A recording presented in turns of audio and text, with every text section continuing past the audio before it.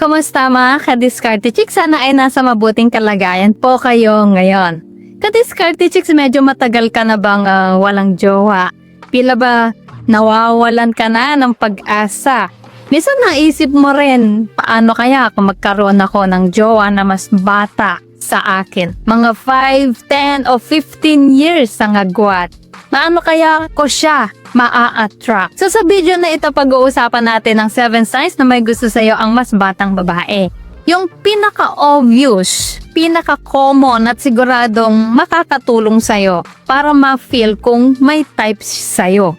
At syempre, lalagyan natin ng konting psychology ng babae para mas maintindihan mo kung bakit ganun ang behavior niya. So ready ka na ba? Tara, simulan na natin. So sign number 1, hindi niya type ang kanyang kaedad. Guys, alam niyo ba, kadalasan ng mga babae ay nakikipag-date sa mga lalaki na medyo mas matanda sa kanila. Usually, mga 5 years ang gap. Bihira yung nakikipag-date sa mga bata pa sa kanila. Kasi iniisip nila, baka immature. Pero kapag nakakita siya ng lalaki na mature, responsable at kaya ang buhay niya, kahit mas bata siya, magiging interesado siya. Sa subconscious, hinahanap ng babae ang stability at guidance. Kung alam niyang kaya mong alagaan at gabayan siya, natural na maa-attract siya sa'yo. So tip, kapag kausap mo siya, itanong mo ng maayos kung bakit wala pa siyang jowa. Kung sabi niya maraming nanliligaw pero hindi type, ask follow-up questions. Bakit hindi mo type? Malamang sagot, immature kasi sila. Bingo! So sign number 2, age doesn't matter sa kanya. May mga babae talaga na hindi nakatingin sa edad. Kung proud siyang kasama ka at walang pakialam sa sinasabi ng iba, malaki ang chance na gusto ka niya. Ang babae na hindi insecure sa age gap ay confident at open-minded. Nakita niya na hindi lahat ng lalaki ay nakakaintindi ng emosyon at experiences niya. Kaya kung ikaw yung may edad na may wisdom, natural na maa-attract siya. So sign number 3, inahangaan niya ang experiences mo. Kapag nagkukwentuhan kayo at halatang interesado siya sa buhay mo, sa struggles at achievements mo, malaki ang chance na hindi lang simpleng maghanga ito. Natural sa babae na hinahanap ang lalaki na kaya niyang maging partner sa buhay.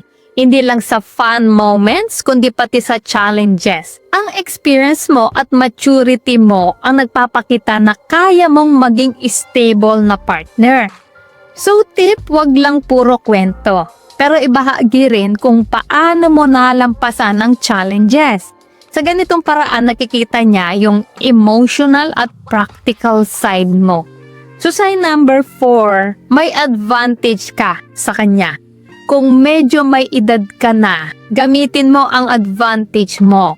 Yung career, experiences sa negosyo, o kahit life skills mo.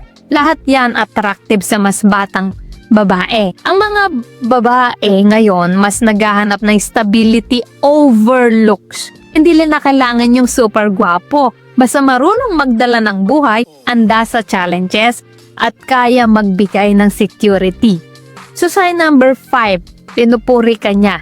Kapag madalas kanyang puriin sa pananamit mo, style, hygiene o kahit sa maliliit na bagay, malaking indication na may gusto siya. Ang babae na type ka, natural na ipapakita sa'yo yung admiration niya. Kahit sa simpleng compliment, gusto niyang iparamdam sa'yo na espesyal ka sa kanya. So tip, huwag mong baliwalain at observe kung may subtle flirting sa puri niya. Kung may extra effort siya sa pag-give ng compliments, take note. So sign number 6, gusto kanyang kasama. Minsan ang pinaka-obvious sign ay kapag ginagawa niyang ang paraan para makita ka. Sa text, calls, o face-to-face, sinisikap niyang makasama ka. Kapag excited siya sa presence mo, ibig sabihin interested siya.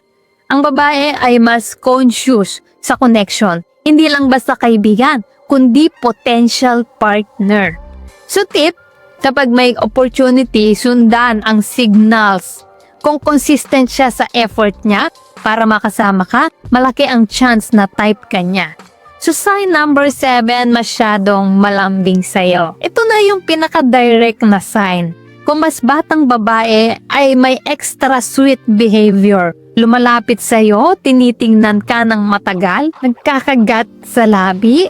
Minsan pa nga may pahipo sa kamay o braso, malamang type ka niya. Ang female body language ay automatic, hindi nila sinasadya minsan, pero nagpapakita ng attraction. Ang lumalaking pupils of flirting gestures at physical closeness ay natural indicators ng interest. So tip, observe subtle signs. Pero huwag masyadong forward para safe. Subtle flirt at maturity, malaking chance na reciprocate niya ang interest mo. Minsan hindi lang sa edad at experience. Ang compatibility nyo sa hobbies, goals sa buhay at mindset ay malaking factor. Kapag may connection, kahit age gap malaki, mas maa-appreciate ka niya. Lalaki na pareho ng values at vision sa babae ay mas mataas ang chance na may type siya sa'yo.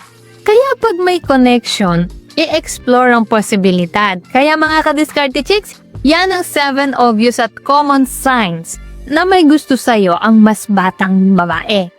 Kung wala ka pang jowa at medyo may edad ka na, observe at makiramdam sa signals na binibigay niya. Malay mo, sa simpleng flirting at magandang connection, maa-attract mo siya. At baka maging jowa mo rin. So ayan mga ka-diskarte chicks, sana ay may natutunan po kayo sa video natin ngayon.